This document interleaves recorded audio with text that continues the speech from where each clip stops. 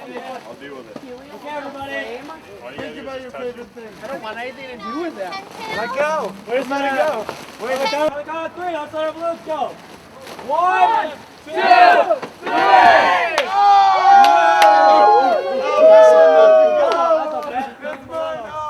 That's my bad thought.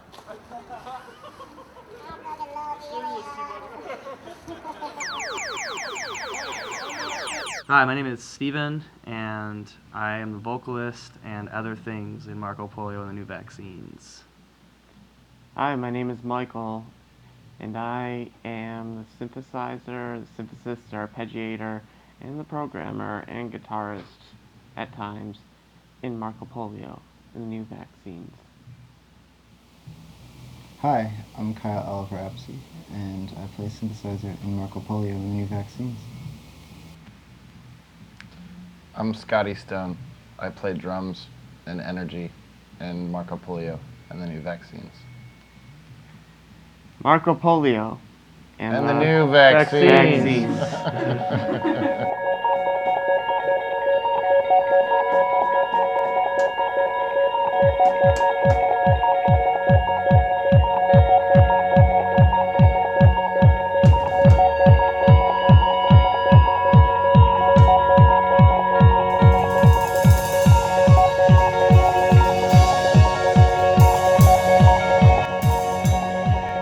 Well, I first started playing music in about 8th grade. I started playing the cello in orchestra at school because I wanted to meet girls. That was there are like 8 girls I wanted to meet, and they were all in orchestra class, so. Watching my dad drum, and that was always amazing. We had like a drum set in the living room where most people had a TV. So I was like 6, and my aunt bought me my first record player, which was a little plastic one. And it had, she bought me Purple Rain. So I owned one record for like 6 months. So all I did, sat under my covers and listened to Purple Rain. For when I started playing music, it was in 5th grade, and for some reason I really wanted to play the flute. And like that's like really a non-conventional instrument for like a guy to want to play. And I was really bad at it. And I wound up switching from like flute to clarinet. Then I started playing the drums and the bells, and it worked out a lot better for me. And then I played the drums all the way through high school, and I played in jazz band and marching band, and I was like, you know, big band dork. So Like on 4? at the same time. Yeah, like 1, 2, 3, 4. Blender. Yeah, that's what we sound like. that. That's our genre. We met at a coffee shop. We were both doing an open mic at Trixie's coffee shop.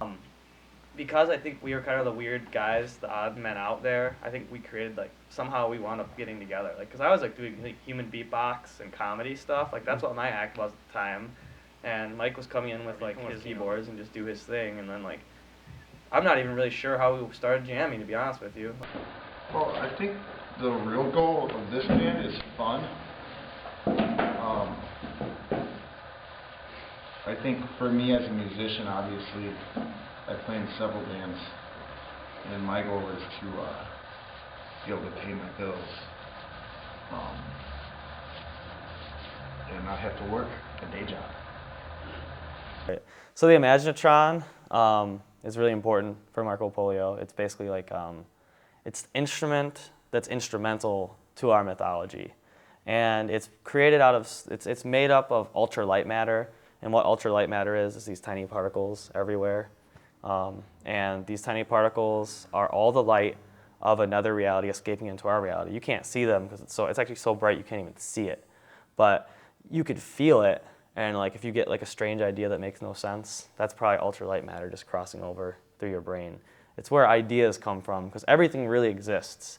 That's the point, is that everything exists. We live in an infinite reality, and so everything exists.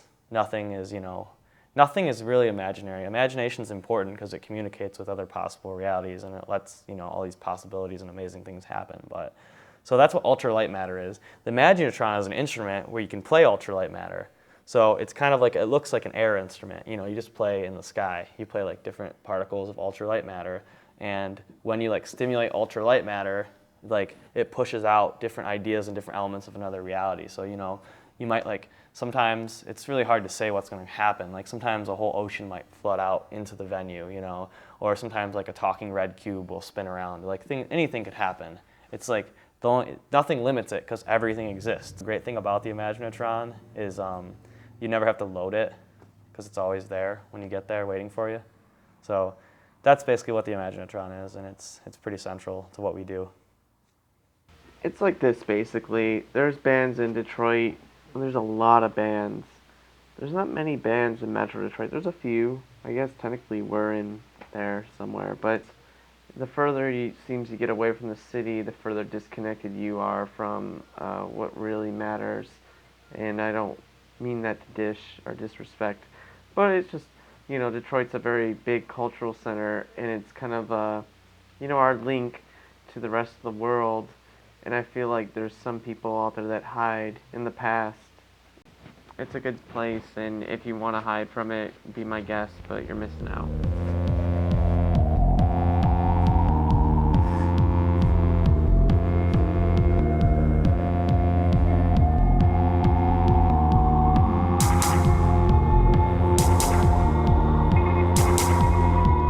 But there's certain symbolism that definitely repeats. Like it's all based on like the Imaginatron and stuff like that. So like there's like those white dots that I use a lot, but like the thing I always worry about the white dots is people are gonna think that I'm like trying to do like a Heidelberg thing with dots or something. But I just like I'm, you know, inspired by like really basic like tribal painting, and like tribal painting and like children's painting are like my two biggest influences. Like these, you know, the white dots represent ultralight matter, and ultralight matter is like basically something that we believe like there's these like specks of ultralight matter that float around in the universe, and it's all the light from another reality escaping into our reality. So, and it's basically because there's an infinite number of realities, there's an infinite number of nodes of ultralight matter. So I paint those white dots, and each white dot just symbolizes like all the ideas of another possible reality escaping into this reality, which is what imagination is. So that's a theme that I use a lot. Besides that, there's like the kind of Rorschach-y theme that I like to talk about, which is just to say like I like to create like things that look kind of like something, and then let people interpret it for themselves. I grew up in Ferndale and spent a lot of time going to shows in Detroit. Because I might have played cello all through high school and university, but I never went to go see symphonies and didn't really listen to classical music. I was mostly listening to rock and roll music and electronic music and jazz music, and going and seeing these shows and parties and everything in Detroit. I grew up in Nashville until I was 18. Moved to Detroit, and well, not Detroit, Livonia. It's really boring, but a great place to get angry at the world and discover punk rock and heavy metal and things of that nature. And then I moved to New York. I lived in New York for 5 years, and I got really bored with the music scene there.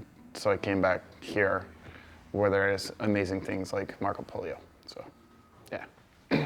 I grew up in Warren, South Warren, or South Warren, as some people call it, 8 in Van Dyke, and you know, right by 8 Mile, you know, just like the movie, and it's just like the movie over there. Yeah. Rock and Sock and Robots. Yeah, I like to think of me and Steve kind of like that. Yeah, you guys are Rock and Sock and We're Robots. both kind of jabbing at each other. That you makes know? a lot of sense. And you know, it's how like a lot of ideas get written, and it all depends. I mean, really, we're still young, so we have a lot more time to write. Yeah, he says the Rock'em Sock'em. I like to always think of us as the yin and the yang. I don't want to say who's which, but I always think like we're these balancing forces. When like Scotty kind of came in and was sort of like the Wu Wei, you know, like the balancing in the middle. And then Kyle came in and he's like something else that I don't know what it is yet. A He's whole newer, like, lot of energy. like He's like the Wu-Tang. Kyle's He's a whole like lot the- of energy, man. So, being new to Marco Polio, I just want to sort of assimilate myself into the band, but not disappear. I want to be a presence. I want my sound to shine through, but I want to be a part of the sound. I want to be a part of everything that's going on.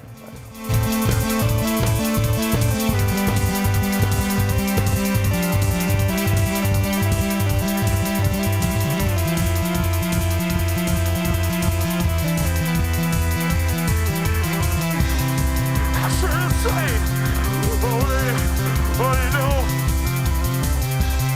I should have been as strong as